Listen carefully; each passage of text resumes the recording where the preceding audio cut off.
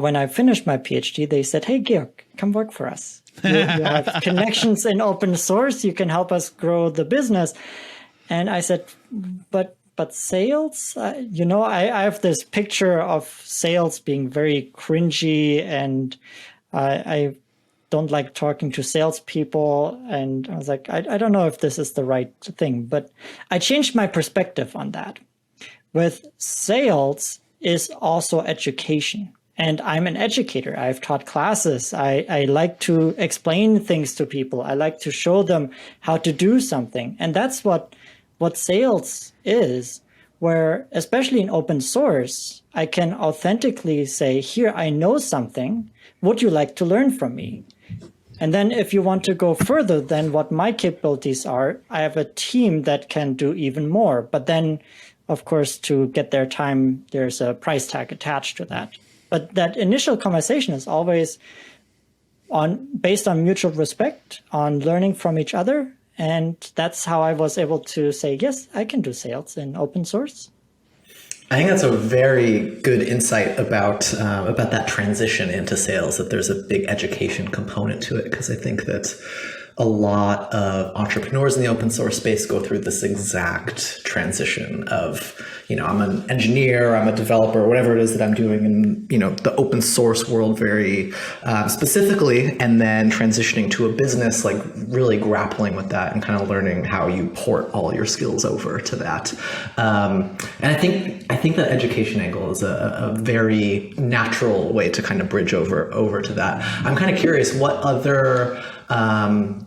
were the other important learnings as you were really getting started and, kind of getting your bearings in the sales world that you think other entrepreneurial folks in the open source space can learn from?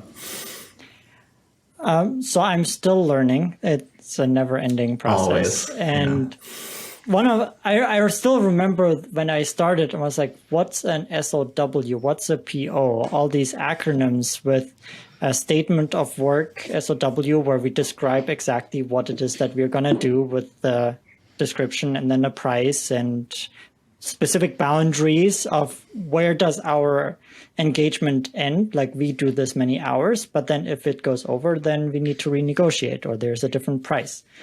And then purchase orders for large companies, they need to have their procurement process and different signs off internally, and learning how to navigate that. I'm still finding, I have one customer right now, we are 6 months into the renewal process, and their procurement process is still trying to produce the purchase order for us, and we still have not been paid. So there are a lot of hurdles along the way that even as we are building good relationships with our customers and everyone they work with, there's a lot along the way where it's just being tedious and persistent. And have you found that as you have become more successful as a company and started to talk to larger companies, that sales process has increased, and now there's more work around the statement of work, there's more work around the legal and the procurement process, and it takes longer to get through that? With larger corporations, yes, it is. And they always want us to use their master service agreement, their standard terms, and they're always written in a way that they favor our customers rather than us. So we always have to send it to our lawyers, and they edit everything and send back the red lines to make it more equitable and even and balanced for everyone involved.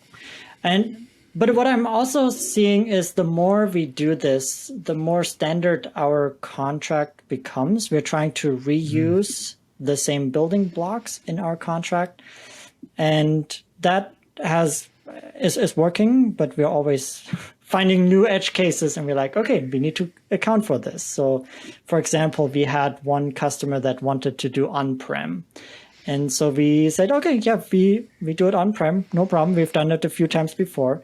But then they could not give us access to their servers or provide VPN access. And then there was extra hardware we had to install. And it was a 6 months project. After 6 months, we still did not have access. And we had to basically say, okay, this project is not going anywhere.